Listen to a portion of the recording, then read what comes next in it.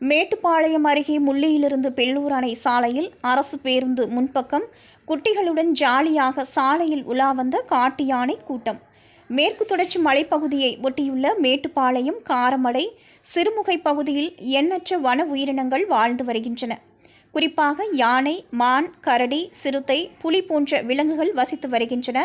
இதில் யானைகளின் எண்ணிக்கை அதிகமாக உள்ளது.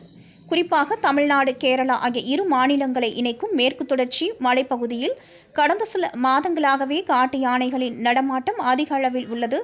மேட்டுப்பாளையம் மற்றும் அதன் சுற்றுவட்டார பகுதிகளில் காட்டு யானைகளின் கூட்டம் அதிக அளவில் உள்ளது.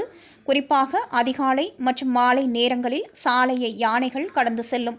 இந்த நிலையில் மேட்டுப்பாளையத்திலிருந்து பில்லூர் அணை செல்லும் அரசு பேருந்து சென்று கொண்டிருந்தது.